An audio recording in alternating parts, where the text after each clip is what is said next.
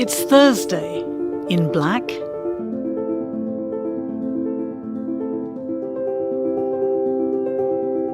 One in 3 women today experience physical or sexual violence. More than 8 out of 10 girls experience street harassment before they are 17. 1 in 4 children under the age of 5 live in a household experiencing domestic violence. Millions of women and men, boys and girls in every country, every community, every sector suffer rape, abuse, violence. But this is not about victims. This is about resistance. Resilience. Solidarity.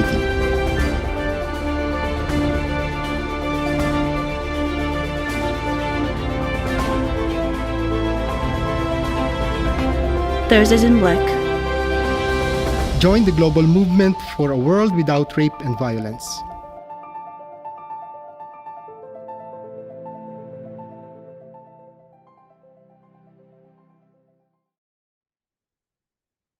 Hello, everyone. Welcome to our virtual event on Thursdays in Black and Ending Gender-Based Violence. I bring you greetings from the World Council of Churches and also from Lexington, Kentucky. My name is Alexa. I'm the Project Officer on Human Dignity and Reproductive Health at the World Council of Churches. And this event is being put on as part of the Commission of the Status of Women, which is the UN's largest gathering on gender equality and women's empowerment. It is hosted and put together by the World Council of Churches, Side by Side, Thumela Streams, the All Africa Council of Churches, and the All Africa Council of Churches, excuse me. And so, like Nikki said, this is going to be more of a conversation between us. And also, after each of our speakers share, we're going to be thinking about what practical engagement on these issues looks like and how Thursdays in Black can be a vehicle for our different contexts, or has already been a vehicle for our different contexts, depending on where we are. So I'll now turn it over to Reverend Nikki, who will give us more opening remarks and then a prayer. Thank you so very much, Alexa. Welcome, good morning, good afternoon, good evening from wherever you are in the world. When I joined the World Council of Churches several years ago, I had already been an advocate for the Thursdays in Black campaign. And I remember one day, as I put my black on in Jamaica, I thought, oh my God, this day is so hot. Why am I wearing black on a Thursday, on a hot summer's day? And my response was, I'm wearing it not because it is duty. I'm wearing it as an act of solidarity. And that's part of what we seek to remind folks of in the campaign. Wearing black on its own does not transform the world. Wearing black, however, and creating awareness about this as an act of resilience, resistance, solidarity, and an invitation for others to engage is what the Thursdays in Black campaign is all about. So perhaps as you listen to us in today's webcast, you might be inclined to be part of the conversation and to share word about Thursdays in Black in your own sphere of the world. I do know that we are represented on just about every continent, every region of the World Council of Churches. But if it hasn't been in your region, this may be the opportunity for you to learn more and for you to get on board. Let us go to God in prayer. Your word reminds us that love is patient, love is kind. And Lord, sometimes that is used to tell those who have been victimized by abuse and violence that they ought to be patient and that they ought to stay in abusive relationships. But today, as we speak about ending rape and violence, God, we ask that you guide us, that you order our thoughts and our conversation, and that with the little that each of us does in our sphere of the world, lives may be transformed for good. Guide us, we ask, in Jesus' name. Amen. So, many of us know that Thursdays in Black seem to have its origins somewhere in the late 1990s. But what I would like to invite each panelist to share with us today is, how did you get involved with the Thursdays in Black campaign, and what therefore it has meant for you? And I invite you to think about that in the context of a 1-minute elevator pitch that you would be offering to someone. So let's not hear about your work at this time, just how you learned about Thursdays in Black, or how you came to promote Thursdays in Black. And as one who is often associated with Thursdays in Black in its WCC genesis in the early 1990s into 2000s, I perhaps want to start with Dr. Fulata Lusungu-Moyo, former program executive for the Just Community of Women and Men, and now CEO and coordinator of Thumela Streams. Fulata, tell us about your experience to learn about Thursdays in Black. I know we're not asking Ryan, we're asking Fulata. So thank you so much, Reverend Nikki Ashwood, for asking me this question. I joined World Council of Churches in 2007 when there was the decade to overcoming violence. And when I joined as program executive, for that time it was for women in church and society, we realized that it was very important to raise the question about gender-based violence. And so the idea was, for me, I said, okay, I need to find out what has been happening so that I'm not reinventing the wheel. And then I discovered, when I was reading the reports about the program, that actually between 1988 to 1998, during the decade of churches in solidarity with women, there was this move of picking up on women's resilience and resistant movement against gender-based violence. And one of them actually picked up on the mothers of Plaza de Mayo, the work that they were doing, resisting the violent dictatorship in Argentina by marching on, by taking a vigil of protest every Thursday wearing black. And then there were the Black Sash movement in South Africa against the apartheid and the violence. And then there was also the women in black in Palestine and Israel who were resisting war. So from that, women had said, okay, so Thursday and Black, let's have a campaign that actually raises the resilience of women and their own agency on resisting gender-based violence. So I started wearing black, and that time it was very difficult to convince people in the house at the ecumenical center. But I started wearing black, and we started propagating it during our meetings every time we were dealing with our program. Whenever we had a meeting, then we would announce, let's wear black on Thursday. So that's how I got involved. Thank you so much. Father Edward Flynn, a male advocate. One would argue that as a Catholic priest, Thursdays in Black has nothing to do with you. Yet, here you are, one of the greatest champions for human rights and dignity as it relates to women addressing issues of fistula. And you are saying no to rape and no to all forms of violence through Thursdays in Black. How did you get involved with Thursdays in Black? Thank you very much, Nikki. And thank you very much for inviting me to be a part of this conversation. I rather like the idea that it's a conversation and not a series of speeches. Anyway, how did I get involved with Thursdays in Black? It seems a little bit unusual that I would, because I don't like black as a color.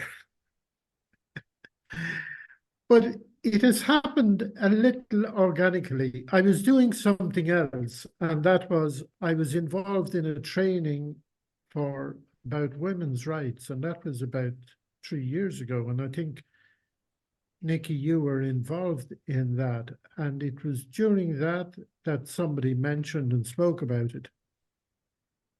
And I didn't do very much on the issue, and haven't still, but it has remained in my consciousness. And then when we were together in Angola in January, I heard you speak and explain more about it. And for me, it's a good opportunity to remember our sisters, to have a day in the week when we can focus and reflect on all of the different forms of violence and, I suppose, endurance and pain and suffering that women live with and endure, and their great resilience and resistance to it. So while I don't wear black, you will see I do have a little badge, which is actually in French, Je dis en noir, which is appropriate here in Geneva.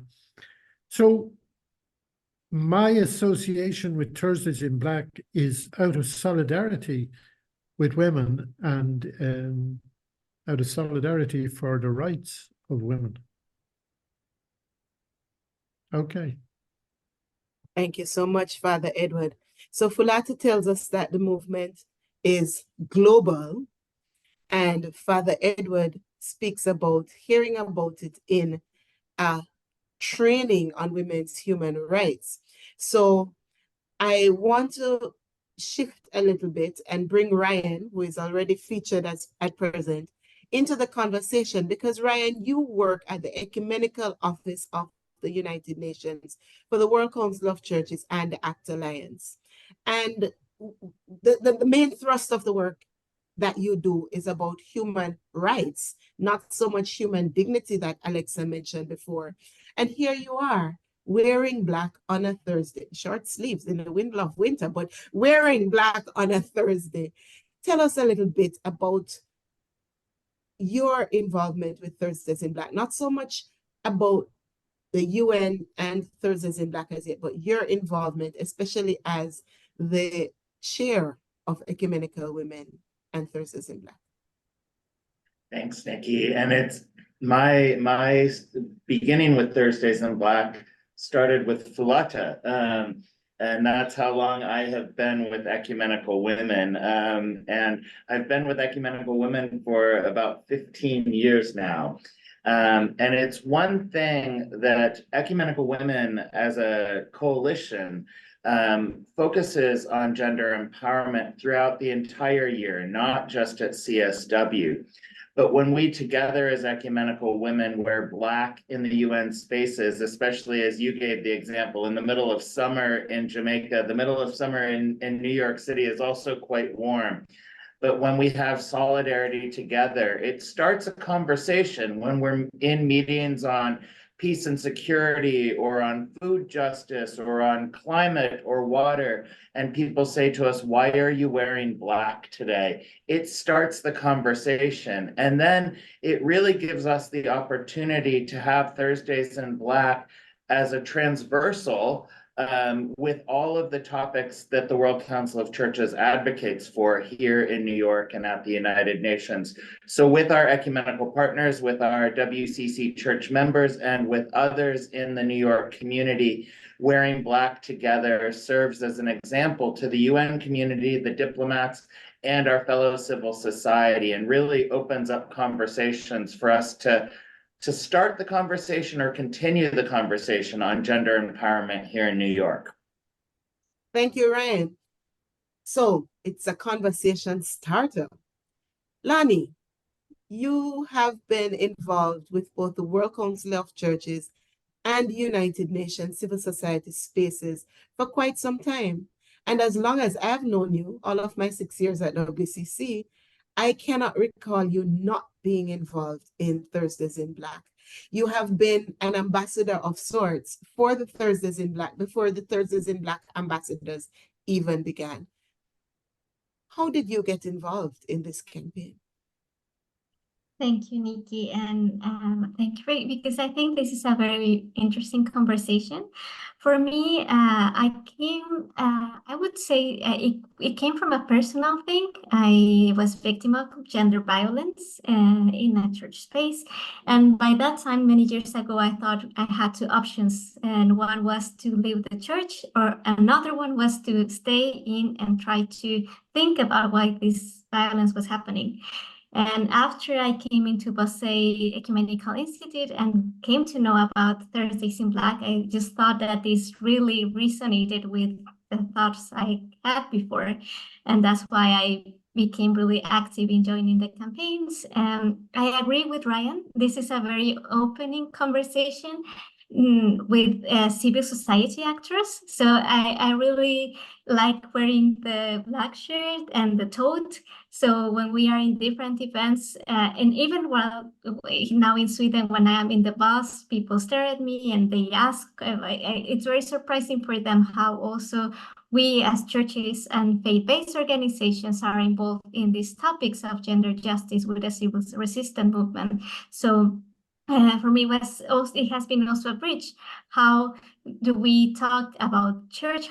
As churches, we address these situations that happen everywhere, but also how our civil society actors get to know that we are active into these movements. And this, this has been opened the doors for civil society actors to see the added value we have at churches and faith-based organizations, and open those conversations between different sectors, and also how we reproduce this. So now I also share these campaigns with my different partners with Church of Sweden in Central America, and we have a movement in Mexico, Mujeres Ra, which is a collective of Christian women who are part of the campaign as well.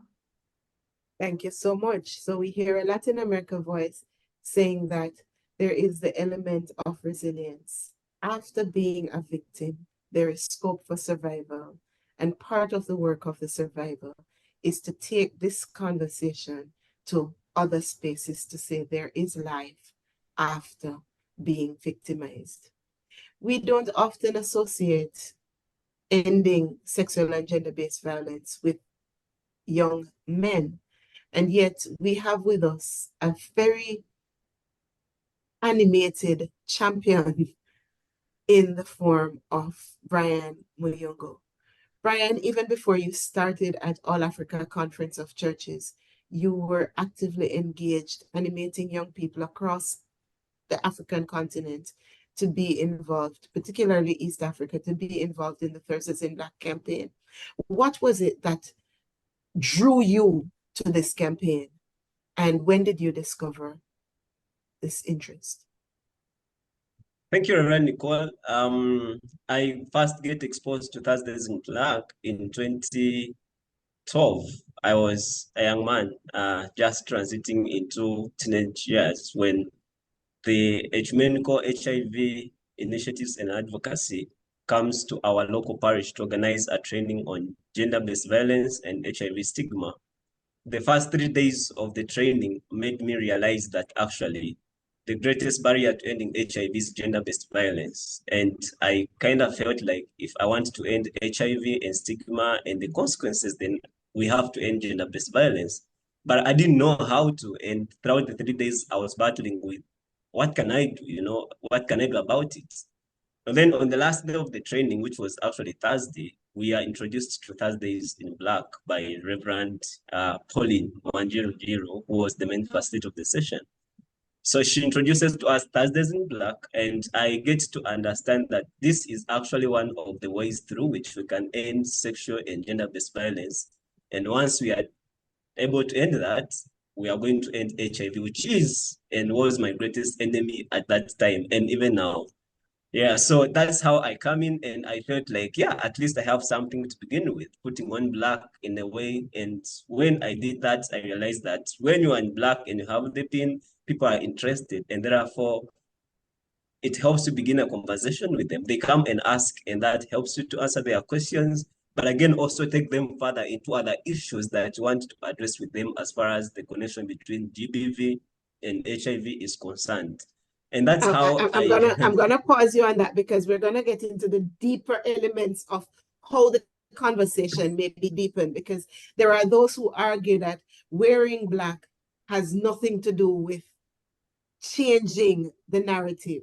And part of what I want us to do in a little bit is to explore what it meant to now live the Thursdays in Black ethos. But before we get into that part of the conversation, Nantando Hadebe, yet another Catholic person, and in this case, a Catholic woman. But Nantando, you have been from one of the countries where Thursdays in Black originated in terms of the Black Satch movement, which led to the awareness of the work that was being done. How does this resonate in the South Africa context, especially given the fact that there are those who would argue that the Republic of South Africa is still one of the highest occurring countries with femicide and sexual and gender-based violence happening? How does this Black Sash movement and now the Thursdays in Black movement resonate in your context? And why would someone wish to wear black in a very racially charged country? Yeah, thank you so much, Nikki, and also thank you for the other speakers. You know, just the reality that here, you know, so I've got a bit of black and red, you know, because of the femicide. But the reality that even when you have the legal mechanism that gives women and everyone equal rights, and you have the disproportionate impacts of gender-based violence and femicide on women, the Thursday in Black, and also the 16 days of activism and the Women's Month. So what the Thursday in Black, what makes it so significant is that these other significant events are like time sensitive. Like Women's Month is in August, 16 days of activism, Thumela campaign is in November. But what Thursday in Black does is to integrate this, you know, the reality of gender-based violence into the day-to-day lives by making it an every Thursday event. To say is because sometimes it can easily be privatized or silenced, but every Thursday, you know, being able to say, we are in a crisis. This is happening. Women are being killed. You know, and also highlighting how even the Thumela campaign was significant in highlighting that gender-based violence is not something out there done by strange people. It also happens in the church, done by men of the cloth. And so there's a sense in which there's always an unpacking and a deepening of our understanding of gender-based violence and remaining conscious, remaining in our consciousness. And I think Thursday in Black and femicide is so important in keeping that on the agenda and not it being like something you focus on the 16 days of activism, which is correct, as well as the Women's Month, but something that is real, because women on a daily basis are being raped, attacked, and experiencing gender-based violence. So that breaking the silence, because it's happening so in so many high instances, ensuring that the narrative or the discourses are never silent or assigned to different times during the year. But this is something that happens daily, you know. So for me privately, I just add red just for the femicide. But yeah. I like your mention of the Thumela campaign. And for those who don't know, Nantando will have the opportunity to share a little bit more about that in a wee bit. But as you mentioned, the Thumela campaign, which primarily has to deal with the biblical story of Amnon, Absalom, and the rape of Tamar, their sibling, by Amnon, I am drawn instead to yet another woman in David's life, though she wasn't his immediate family member, and that is Rizpah. For those of you who may not know, Rizpah was the mother of some of King Saul's children. And at the end of this long battle between Saul and David, well, not necessarily a battle, but rift, what we hear, and I don't know if you remember this story, Nontando, because my friend Rebecca has reminded me of this, is that David rescued Saul and Jonathan, and he had them get a proper king's burial.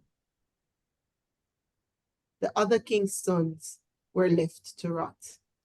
And Rizpah, the mother of two of the king's sons, laid her head in sackcloth and ashes and stood guard over these young princes to ensure that they were not violated by crows or any other animal until David heard of what was happening and saw to it that those young men got an equal and fair burial as sons of the king. Part of what we are inviting folks to do is to contextualize, as Lani mentioned earlier, what happens to people who are victims and or survivors of violence, and see to it that we become the Rizpahs in our community, to invite others to join us in this collective mourning, to join us in this act of collective rebellion against oppressive systems and structures, to join others in saying, we will be resilient, we will be resistant in saying no. And in recent times, Sarah Spiker, the WCC communications officer with responsibility for Thursdays in Black, dreamt up this marvelous addition to the campaign. And Sarah, if I remember rightly, you pitched the concept of a waterfall, and you wanted it to be a waterfall stroke tapestry. What was happening in your mind, and how did that come to pass? And more critically, how might others at this point in the equation be part of this conversation? Thank you, Nikki, and thank you for your memory, because it does take me back, because I think when we were looking at ways to share the importance of Thursdays in Black and people's solidarity, the importance of breaking the silence, the importance of allowing people to share their stories, to share hope, to share their solidarity, was very important. And being inspired by other tapestries, we thought of people being able to make their own panels, their own individual panels with their own heartfelt story, their own reflection. And to put these together into a river, a waterfall. I mean, this was the image that was coming to mind. And so in 2019, we started to call for people to prepare their own tapestries, their own panels. And slowly, but like a waterfall, like a river, it grew and grew, especially when we started to put it together for the tapestry, and people could actually see, and the artist who was sewing the tapestry together also told so many other people about this, that it became a true movement. So we had over 180 panels, individual panels, in a 5-meter by 6-meter tapestry that was then launched at the assembly. Then it was at the Ecumenical Center, and everybody who came to the Ecumenical Center as a visitor, we need to look at the tapestry, and people would have tears in their eyes. They would want photos with the tapestry. But there was something more about if these I might panels. interject one quick second, Sarah, do you remember when we were at the assembly and this one young lady came up and said, that's my piece, that's my piece, that piece. And we've had those moments, haven't we? Yes, because it's become very personal. And it was also part of the respect, because a lot of these panels came in with stories.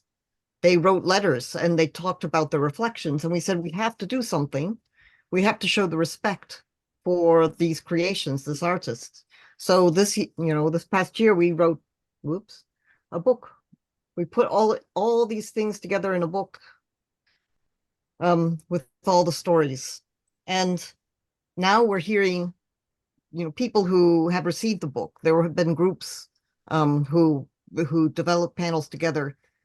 This is part of their journey and part of their worldwide solidarity, that it means so much. So this tapestry lives on. We then have been able to, because not everybody can host a tapestry that's 5 meters by 6 meters, but they can have a book. They can have this poster exhibit. They can have these roll-up banners. We wanted to make people's stories accessible because that strikes at the heart of what Thursdays in Black is for. So don't leave us just yet, Sarah.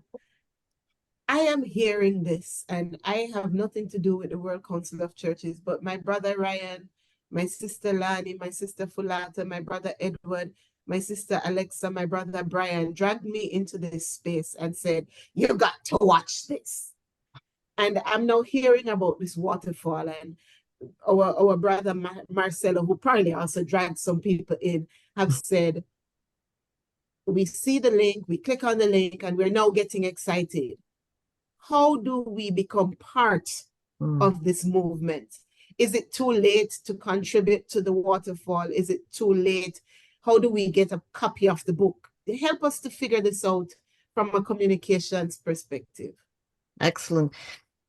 In the chat, my colleague Marcelo has already put a link to the Waterfall Tapestry page and a link to an article that we've just published about the Colombian Friends on the panel, and then there's a link to how you could order the publication itself. You can also, on that first link, have these posters that you can print yourself that has the panels of the tapestry, and so much other information, plus a link of resources to download. It's not that we want to own the movement, but we want to provide resources for people that would work in their context, that help people to say, I am not alone. This is something that I need to address. I really need to change. I need to speak out. Awesomeness. Tell us, Sarah, don't run as yet. Tell us, Sarah, and I want you to spend a little bit more time on this as we're moving into the second phase of our conversation. If I'm not mistaken, in December 2023, you, along with members of the World Association of Christian Communicators, met with a group of about 10 young people to look at one of the other ways in which we can engage Thursdays in Black. And this now is not about the waterfall, but it had to do with this issue of online violence, cyberbullying, and the media monitoring project. Because there are those folk who may say, well, I'm not artistic, I can't do the waterfall. And while I can purchase a book, I don't feel, as Brian had said earlier, as though I am taking the deep dive to get involved. Tell us a little bit about this media monitoring project and what it means in relation to working toward the end of sexual and gender-based violence.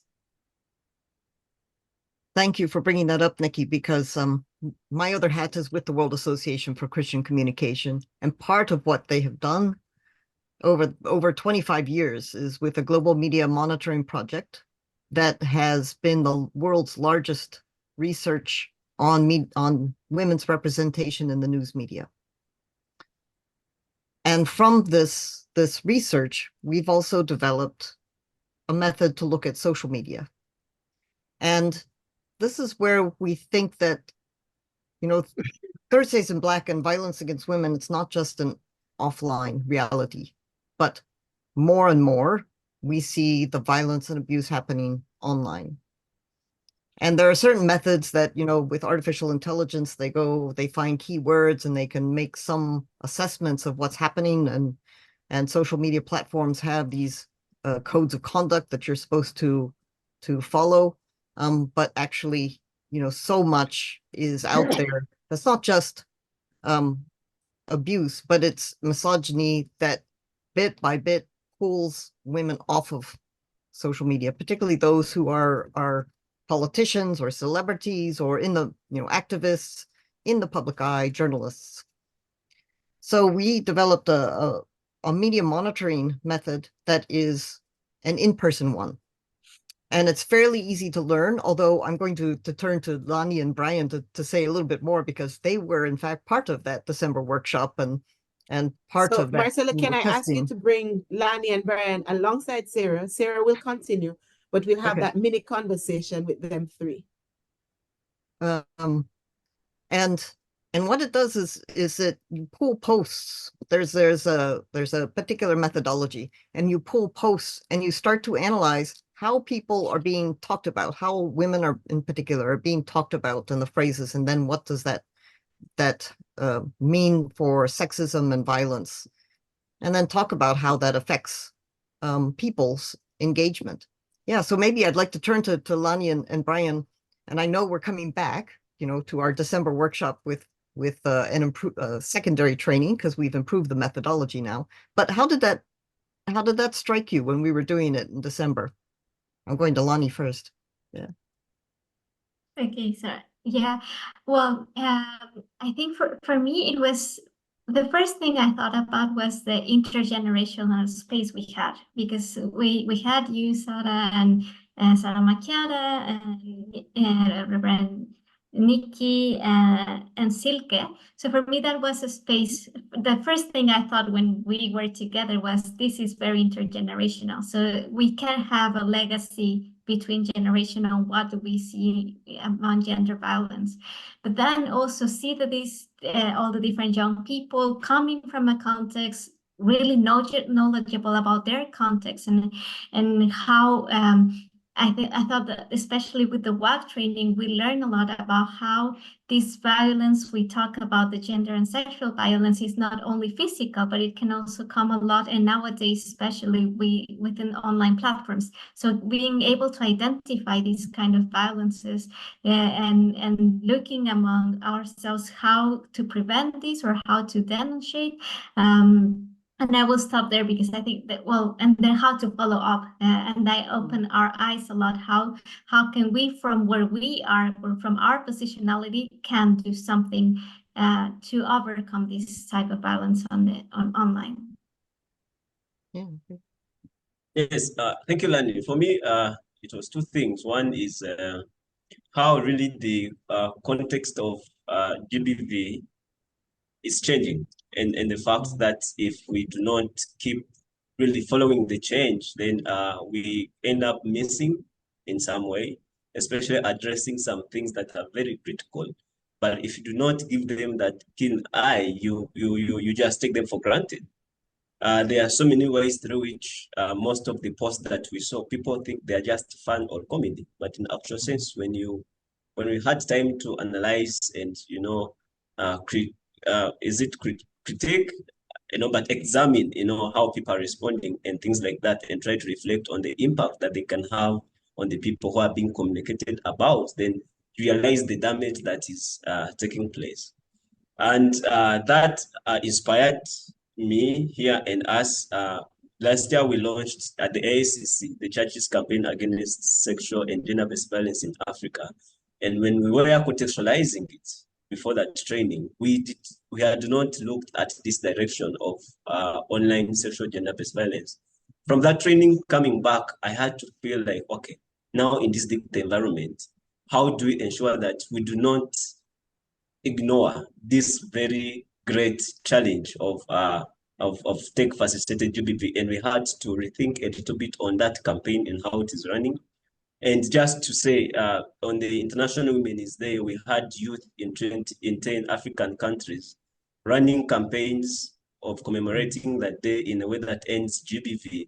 And before that, we met talking about the tech-facilitated GBV and other things. And they felt like, okay, we need also to come up with a pledge of commitment that young people can pledge in their communications, in their social media engagements, even in their physical relationships, to act against GBV and to teach even those under their spheres of influence to do the same.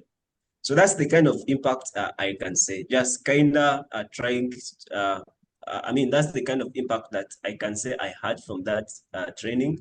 And that is how we are trying to also use it to open the eyes of other game changers in the continent to realize that tech-facilitated GBV, it is another demon that has to be dealt with as we keep going. Yeah. Yes. And I will say again, I said this to you in December, but all the participants of that workshop were inspiring for me. And really, when we look at the energy and the vision, particularly of young people and the leadership, it's really exciting to think about the attitudes that could be changed in the future and the work that you're doing, both in our real spaces and our digital spaces. So this is, Nikki, this is another tool. This social media monitoring is another tool that people can use soon. We have modified it, and we will be offering training, and then groups can take this on. So it helps people understand what's on there, what's on their social media. It makes them more aware what are the policies and what needs to change, and it gives us evidence. So the more evidence we have, the more we can advocate together for a real change in terms of our life online. Thank you so very much, Sarah. I want to shift gears just a wee bit, and I want to bring into the conversation our WCC EOUN Ecumenical Office at the United Nations intern, Rebecca Reed, who has been actively engaged in Thursdays in Black since she started hearing about it. Rebecca, why would you want to join this campaign that others would suggest is not going places? What is it that draws you about Thursdays in Black? So I've been here since October, and that was the first time since I'd heard about the campaign. And I think it was something that kind of felt quite personal to me as someone who's experienced gender-based violence. And I think what this campaign has sort of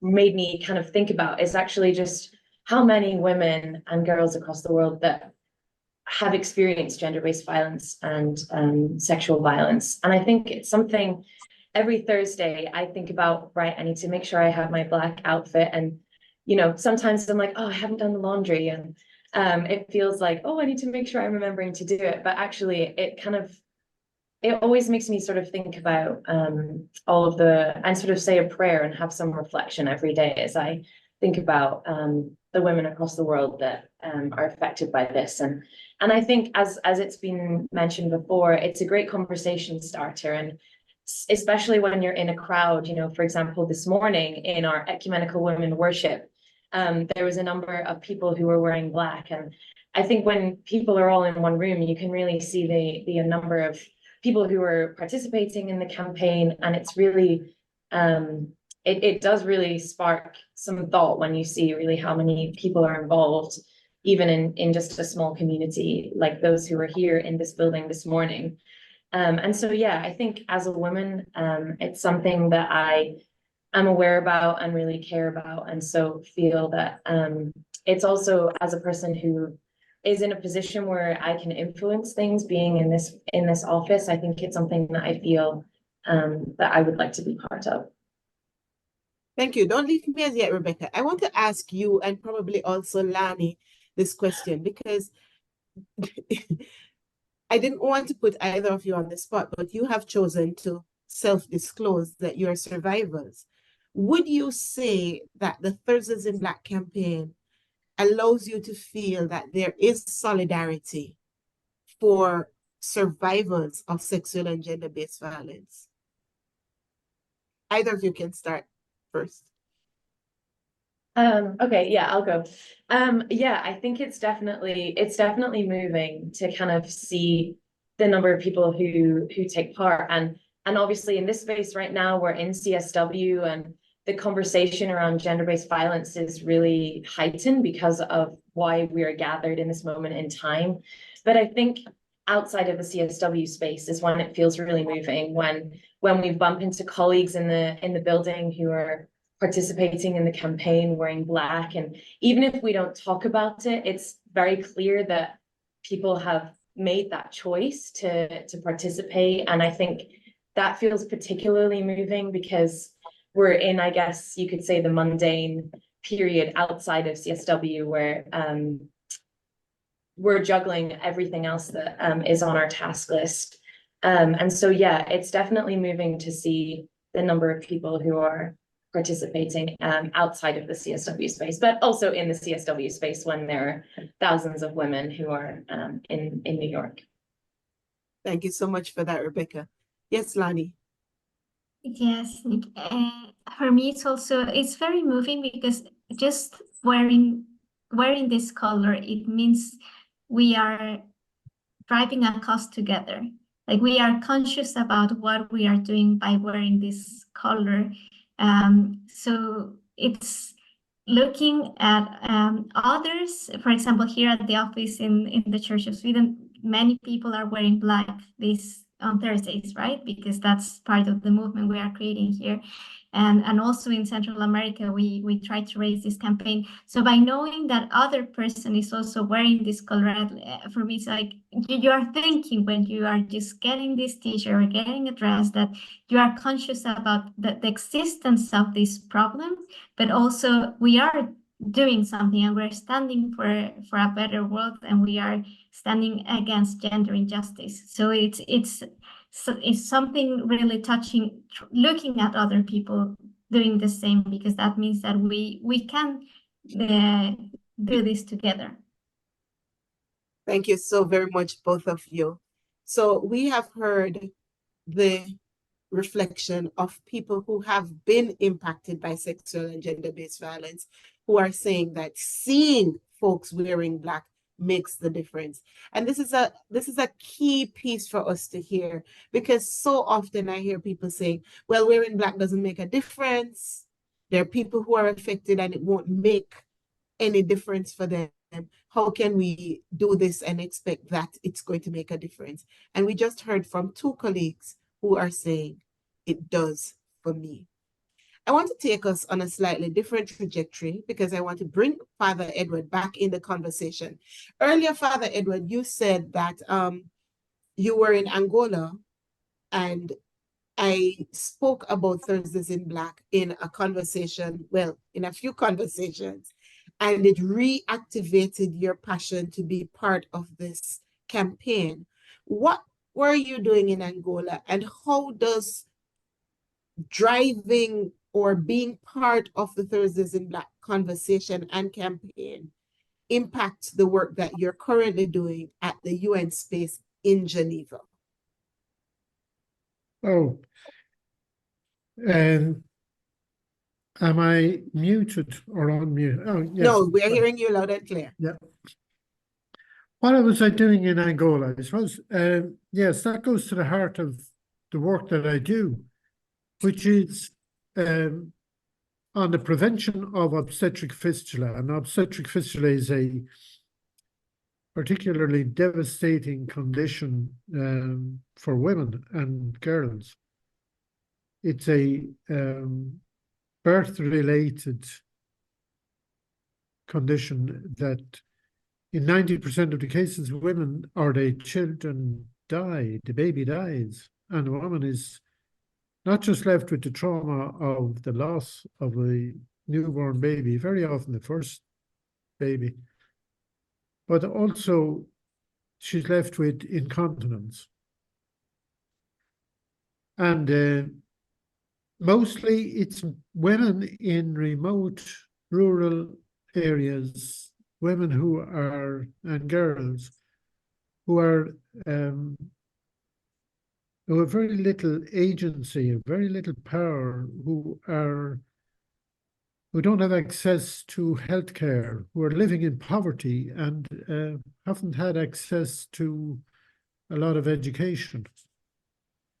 So what I've noticed in my work, and I've been doing this more or less full-time for about 4 years, 4.5 years, what I've noticed is that there is a big gap between urban areas in our world and rural areas. And I would say it's a form of neglect of people in remote areas. And I'm wondering if neglect is not a form of violence, in that these people are forgotten about, and our system, our systems, our structures, our governments, our organizations in society, there doesn't seem to be any room for the concerns and the difficulties and the challenges that these women and girls live with. So this condition is preventable. So our emphasis, and I work very much with people like Jennifer Philpott-Nissen here in Geneva, on the prevention of this condition, because it is preventable. It's just a matter of getting women getting access to proper healthcare and emergency obstetric care for women. And I don't think we have to wait until poverty is abolished or everybody is educated before we do something for these women, because many of them live for 20, 30, and even up to 40 years with this condition. There are intermediate, I suppose, facilities that we can provide and help people gain access to the services that are available. But many of these women just don't know about them because they're living in such remote and rural areas. And there are about, it's estimated, between 2 and 3 million women in our world living with this condition. We don't know for sure the number. And I think that when people, and nobody goes into the countryside to survey the situation, to find out in reality. Many, even midwives and traditional birth attendants, don't even know about this condition. In Angola and in Madagascar, where I was in November 22, I spoke with midwives there, and they had no idea about it, or very little. When in Angola recently, we went to a nurse and midwife training college in a place called Quito, and there we spoke with the director, and he said that there's no element of their training for nurses and midwives which deals with this topic. So there's a great silence, and I suppose there's a cloak of silence and hiddenness and lack of knowledge, ignorance, I would say, even about this condition.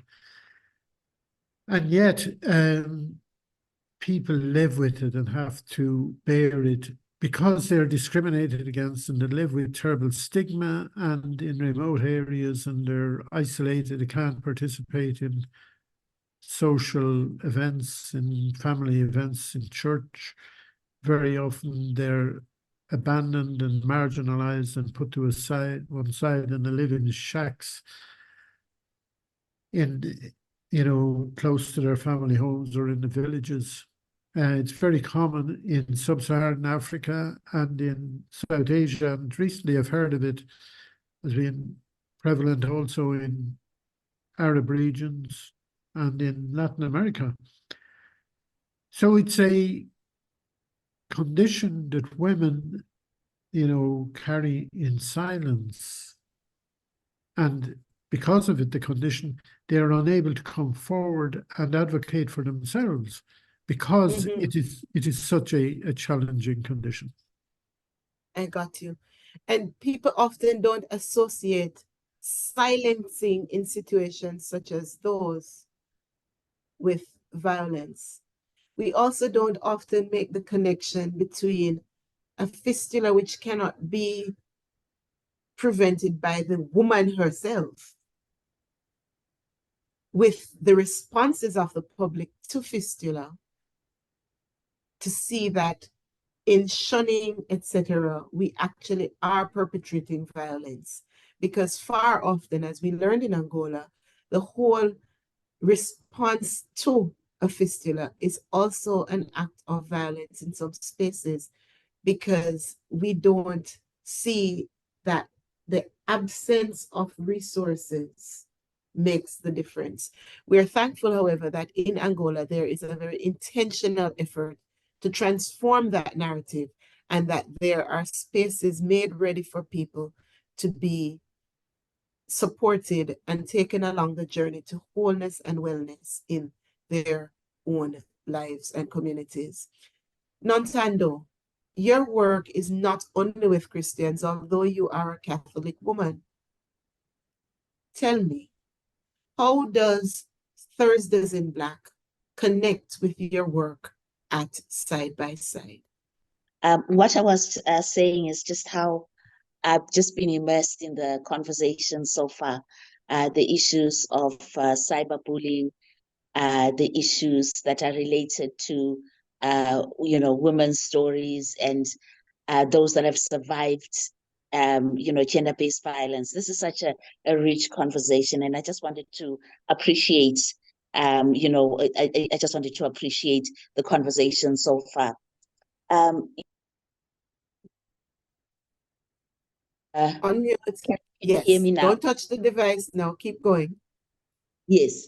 I was saying that particularly when it comes to, to churches and the root causes, so often violence against women is privatized. It's like between a couple or a stranger who attacks a woman, and there really isn't that deep diving to say, why is that happening? Then one gets the impression that it's just a random activity by some person. But when we dig deeper to the root causes, that's where our churches come in. Because how are women, what is the message about the status of women that is received by women themselves, by men, and by the community? Because gender-based violence is never random. It is done by people living in a particular faith or in a community that are informed by particular beliefs relating to women. So, for example, if women, like, I talked about the spare ribs in Genesis, the instigators of sin, there's a kind of sort of disrespect or viewing of women as different from men, and therefore, and those seeds begin to allow for acts of disrespect, like we see in cyberbullying, calling women by names, and also having a culturally accepted set of questions when a woman is violated, when a wife is beaten. The questions are like, what did you do to him? All of them culturally conditioning to always blame the woman, like, what were you wearing? Where were you? And no similar accountability mechanism for the perpetrators. So these invisible beliefs that lurk around and shape the way women understand themselves. That's why sometimes women feel as if they deserve to be beaten, or that they, that lack of valuing of ourselves as equally made in the image of God. Those fundamental theologies of that I've just made really start to toxify women and create relationships where violence happens. And so these are deep issues that need to that call us to go back to what are the teachings of our different churches.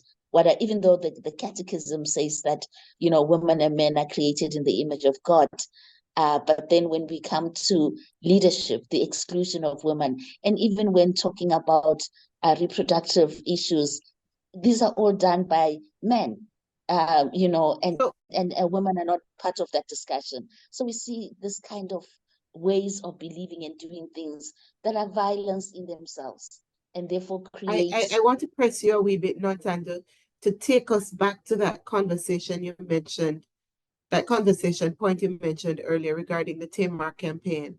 And you just mentioned women's reproductive health and rights, which is one of the key issues that often pops up in CSW spaces. But tell us a little bit more about the Tamar campaign and why it is so integral to reflection on ending rape and violence. I'm hearing a faint sound in the background, and now you're muted. So we're going to leave from Nontando. We might come back to you if time permits. And we're going to bring Fulata in. Fulata, at this point, I want to pick up from where Nontando left. And, you know, we were talking about reproductive rights and men making certain decisions on behalf of others, particularly in your work these days as CEO and founder of Thumela Streams. What does Thursdays in Black mean to you in this new space, and how do you see the work connecting? Thank you so much, Reverend Nikki, for that question. In Thumela Stream, we are focusing on responding to survivors of trafficking and servitude. And so, as we know, it is a gender-based violence, really, that we are responding to. And so the Thursdays in Black campaign is very important because what it does is, as others have already testified to it, it creates a space to talk about, to break the silence around gender-based violence, but it also creates a possibility of solidarity. And apart from that, for Thumela Stream, because we also realize that, you know, a campaign cannot work on its own and be effective.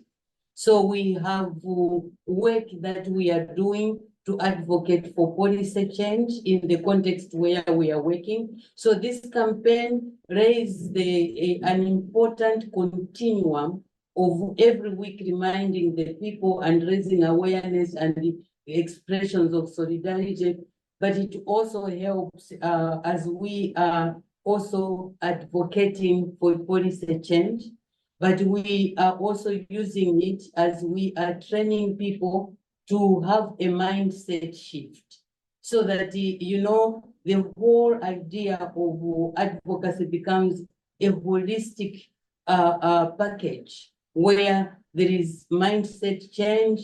There is also awareness raising that impacts and the training, as well as really standing up and voicing out issues so that policy makers are also aware and they include the issues that we are raising. Thank you. Thank you so much, Fulata. So we see where this is also part of the conversation for policy raising. I know that Nontando is back. Do you have voice at this time, Nontando? I'm seeing your video. Do you have voice? Sorry, Nikki, what was your question? I wanted you to say a little bit more about Tamar campaign and its connection to Thursdays in Black. Yes. You know, as we've already been speaking about how Thursday in Black allows for the breaking of silence, is a signal and refuses to sweep issues of gender-based violence under the carpet, and also provides the education and knowledge of the root causes. So when we come to the Tamar campaign, it really is a radical, because for many women, you know, even talking about sexuality or rape seems to be something that you can't put together next to the Bible. So to have a story in the Bible, in the house of a man of God, King David, the ancestor of Jesus, to have that story of rape happening in that particular home, you know, again, just begins to be a signal for so many issues. And the issue of incest, the issue of the fact, you know, even when we look at how Tamar was trapped, you know, how women are trapped into situations where they are vulnerable, and also Tamar's voice coming out very clearly. You know, she said no, how her no was disrespected and ignored. And, you know, so even all those issues that allow for a conversation around the myths, particularly to do with rape. You know, when they say, what were you wearing? I mean, she was veiled from head to toe. So that already destroys that argument. Where were you? She was in a home. not only just in any home, she was in a palace, who was attacking you, somebody that you know, that you trusted. And so sometimes people don't believe that people that are known to the woman can rape, like a husband or like a boyfriend, you know.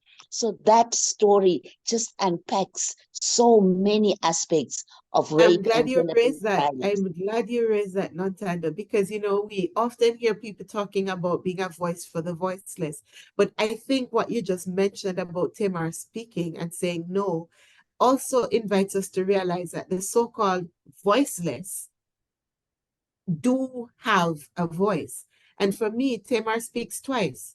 She speaks at the first time in vocal, physical words. No, my brother, do not do this, da da da da da. But I think what is even louder, despite the silence that comes after the rape, is the fact that she tore this robe that was a symbol of her purity. Yeah. So that others could see that a shame was inflicted on her and that the questions could be asked. What do you think on that? Oh, I think that is, so she spoke not only with her voice, but because she remember that when her brother found out, he told her to be silent, to say nothing, but she wouldn't. She took the very symbol that was supposed to protect her, that is supposed to represent her purity, and she tore it apart. And I think that was the first protest.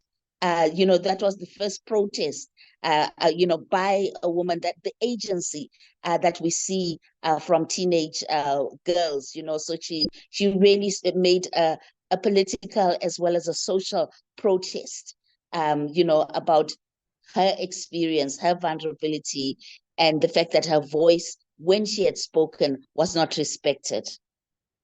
And I think that really brings us, thank you so much, Nontando, back to what Rebecca and Lani mentioned about feeling that they had this crowd and cloud of witnesses with them.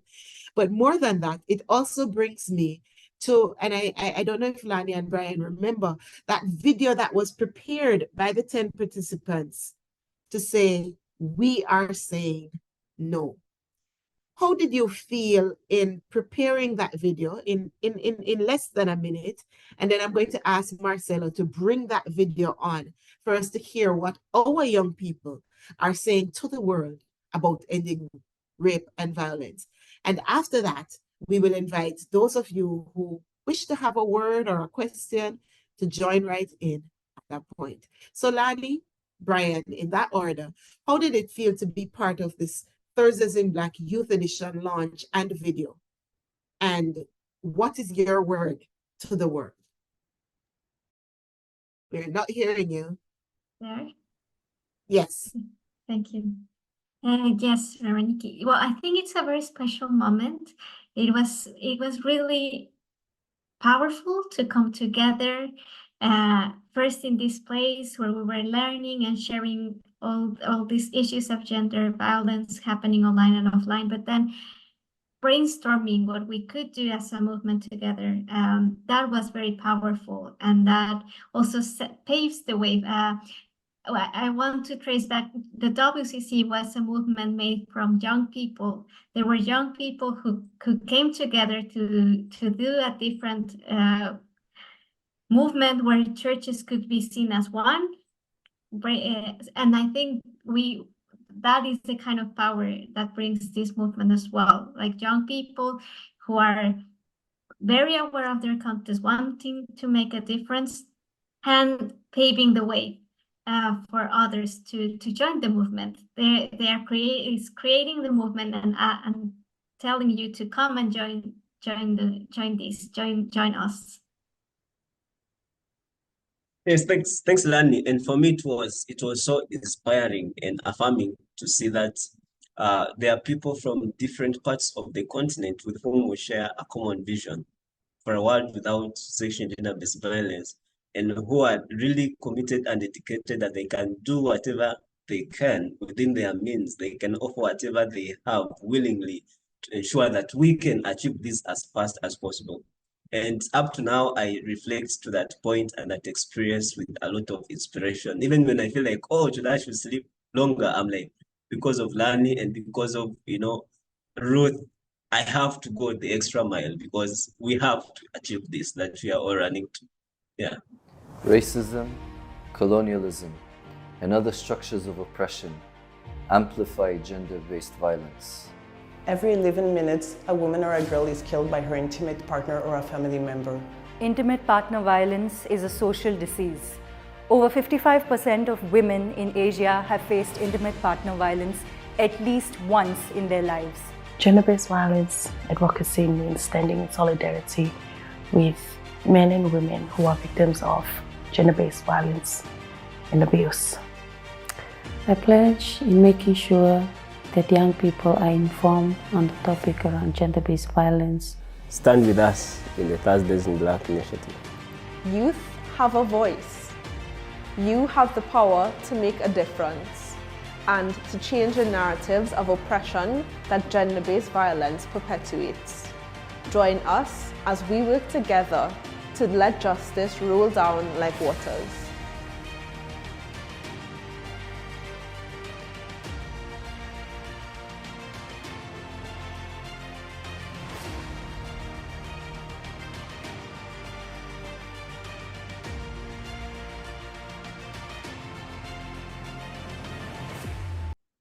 And so you took a stand.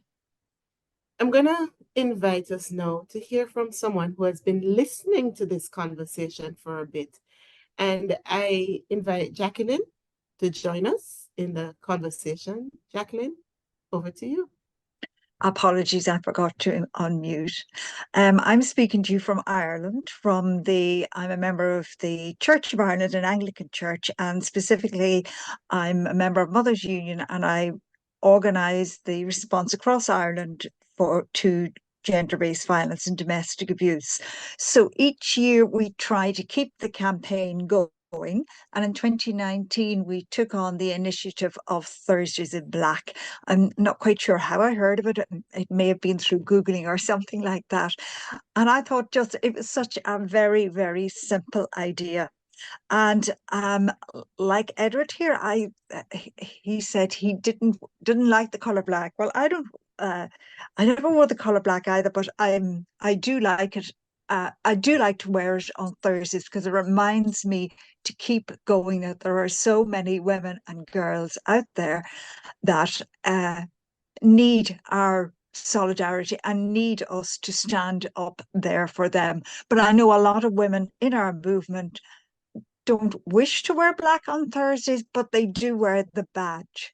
And I think sometimes for us in the Western world, when we're talking about grassroots communities, it's actually giving them the language to actually speak about this topic and to be fully aware of this topic.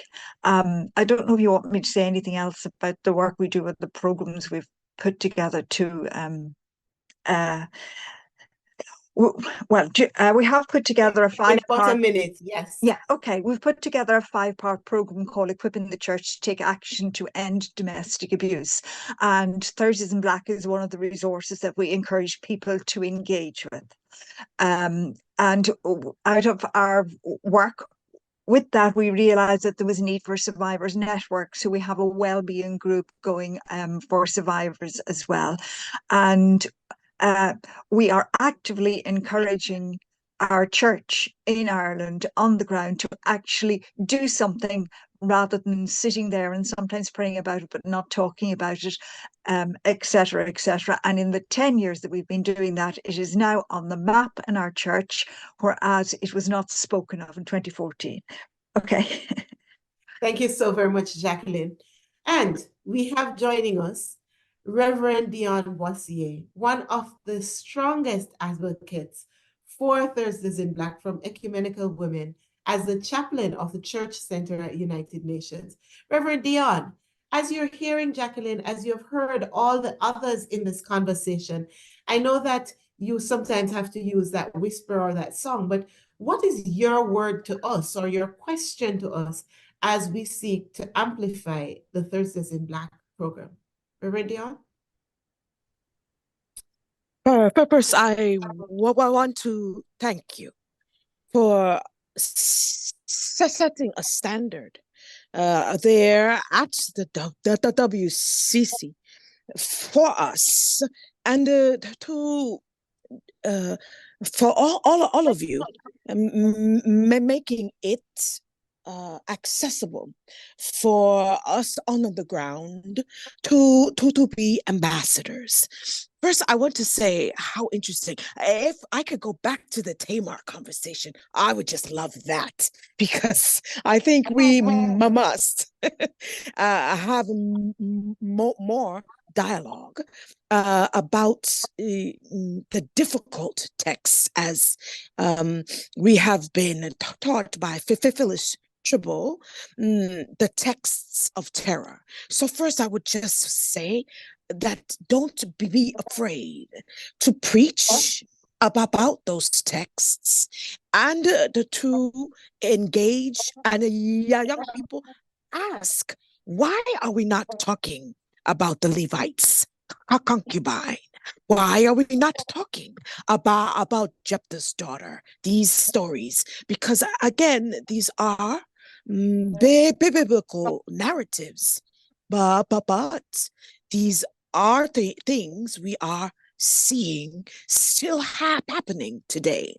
The second I would say is, no matter who tries to silence you, that wherever and in whatever form you are finding or seeing gender-based violence, speak up about it, and also not be afraid to inquire about things that you are seeing that are not right. And then the last thing I would say is, we want to make sure that we are connecting the local and the global. And so, as it is not just about wearing the color black, but we are, again, with the grassroots women that began the movement, even before the WCC took it up and made it a global initiative. The men in the local communities were wearing the black in resistance to the systems that continue to maintain the structures and systems of evil that are bringing about violence, but also to be in solidarity in whatever small way it symbolizes. So I thank you for allowing me, a survivor of rape and violence, and also one now who can not just have my own story silenced, but to be in a solidarity with all of you, God's ambassadors to the world, and to be able to share that there with us together, we can end GBV in our lifetime. And so I thank you. Thank you so much, Reverend Dion. So, friends, as we are about to close this very critical conversation, this webcast, I want us to note that amongst all the speakers we have heard from today, 3 have identified themselves as survivors. 3. Presently, there are 13 names on the participant list. Not all these are women. What we see then is a literal manifestation of the premise that 1 in 3, albeit perhaps more, but 1 in 3 women throughout the course of her lifetime is victimized by sexual and/or gender-based violence. in wearing black, in saying no, in being part of a movement, a campaign to end the rape culture, which manifests not only in the sexual act of rape, but most often in that way. We're inviting a different world. Siblings, it cannot happen when only women are involved. And so we have found that we had allies speaking in the form of Brian, Dr. Ryan Smith, Father Edward Flynn. We have heard from people in the field, some very engaged theologically, some engaged at lay levels, and several engaged as religious ordained personnel. But what we want to say to you at the end of the day, in the middle of the day, and always, is that we recognize that sexual and gender-based violence is a 365 or 366-day scourge in every part of the world. But together, we can raise awareness. Together, we can resist the forces. Together, we can stand in solidarity beside survivors. Together, we can be forces of resilience against the overarching forces that seek to tear others down. No longer will sexual and gender-based violence be pushed on the margins, but we come together to say no. Thursdays in Black, for a world without rape and violence. Should you be interested in participating in the campaign, we invite you to reach out to us. There are several links that were provided in the chat, and you can also reach out to us through communications at wcc-coe.org,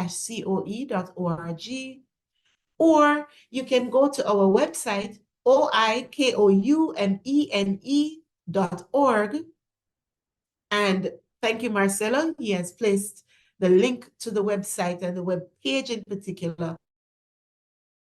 Because Reverend D, we do have Bible studies, and we invite others to join in preparing Bible studies for us to gather together and make the difference.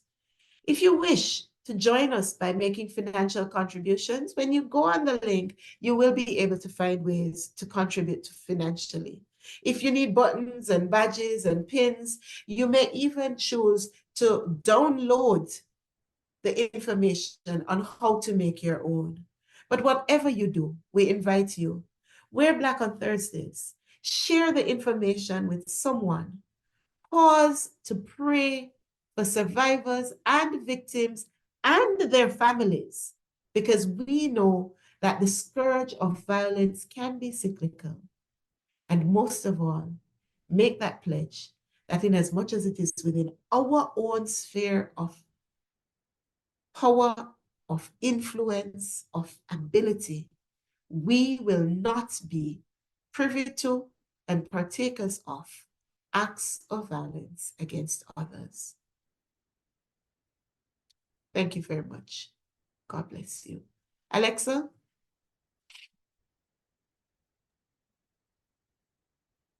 Thank you, Nikki. I think you pretty much summarized up our really rich discussion. And I just want to say thank you, everyone, for joining us and for giving of your time, whatever time zone you're coming from. And blessings to you all. Thank you. God bless everyone. Bye-bye.